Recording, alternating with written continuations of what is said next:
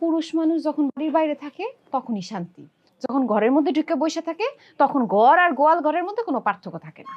ওরে ঋতু, তুই কি কইতাছস বোন? আমি তো কিছুই বুঝতাছি না, আমার একটু বুঝায় কর। কি রে ঋতু, তোরে এমন দেখাইতেছে কেন বোন? কিছু হয়েছে? কোনো সমস্যা? আপা একটা সমস্যায় তো পড়ছি। কি সমস্যা? নিজের কথার পাশে নিজেই পড়ে গেছি, এখন কোনোভাবে সেইখান থেকে বাইরে হইতে পারতেছি না। কি পেঁচে পড়ছস তুই? তোমার বাইরে সকাল বিকাল আমি কথা শুনাইতাম, সে সারাক্ষণ বাইরে বাইরে থাকে, আমার একটুও সময় দেয় না। স্কুল নিয়ে কোচিং নিয়ে পড়া থাকে, আমার কোনো কথা রাখে না, এগুলো বলতাম সারাক্ষণ। কিন্তু এখন তো বুঝতেছি ওই দিনগুলাই আমার জীবনের গোল্ডেন দিন ছিল। পুরুষ মানুষ যখন বাড়ির বাইরে থাকে তখনই শান্তি, যখন ঘরের মধ্যে ঢুকে বসে থাকে তখন ঘর আর গোয়াল ঘরের মধ্যে কোনো পার্থক্য থাকে না। ওরে ঋতু, তুই কি কইতাছস বোন? আমি তো কিছুই বুঝতাছি না, আমার একটু বুঝায় কর। আমিও যে এত চিল্লাপাল্লা করে দেখা, সে তো চাকরি ছাইড়া দিছে, সবকিছু ছাইড়া ছুইড়া ঘরের মধ্যে বয়ে রইছে। এখন ঘর চালাইবো, সংসার চালাবো, কোনো কিছু টাকা পয়সা ঠিক মতো দেয় না, কঞ্জুসপানা করে। আর শুধু কঞ্জুসপানা করে না তো, মাইসের কাছে হাত পাতে। কও, এটা কেমন একটা মানিজ্যতের ব্যাপার না? আচ্ছা, তুই এখন কি করতে চাস? আবার আমার একটা চাকরি করা লাগবে। আমি যদি একটা চাকরি করে চাকরির পাশাপাশি সংসারটা সামলাইতে পারি, তাহলে তার চোখে আঙ্গুল দিয়ে আমি দেখাই দিতে পারবো যে চাকরিও করা যায়, ঘরের সময়ও দেওয়া যায়, এটা কোনো ব্যাপার না। তুই কি চাকরি করতে চাস? তুমি যে সমিতিতে চাকরি করো, ওইখানে আমার একটা চাকরির ব্যবস্থা করে দেওয়া পা।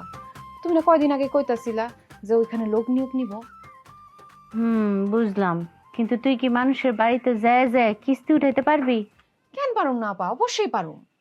ঠিক আছে, তাহলে কালকের থেকে তোর চাকরি পাক্কা। ধন্যবাদ আপা, তুমি অনেক বড় একটা উপকার করলা। এই ঋণ আমি কোনোভাবে শোধ করতে পারুম না। এই কথা আর কম যাইব না। কিস্তি দেওয়ার সময় যদি কোনো গ্রাহক কয়, আপা আপনি আমার অনেক বড় উপকার করলেন, আপনার ঋণ কোনোদিন শোধ করা যাইব না, তখন কিন্তু হাইসা উড়ায় দেওয়া যাইব না। তখন কি কইতে হইব জানোস?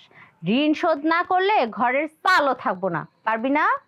ঋণ শোধ না করলে ঘরের চালও থাকবে না। পারুম আপা। গুড, নে চা খা।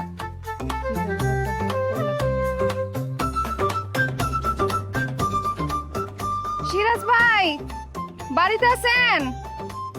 সিরাজ ভাই, সমিতিতে আইছি, কিস্তির টাকা নিয়ে আসেন। ওই ভাই, আপনার সমস্যা কি কন্ত?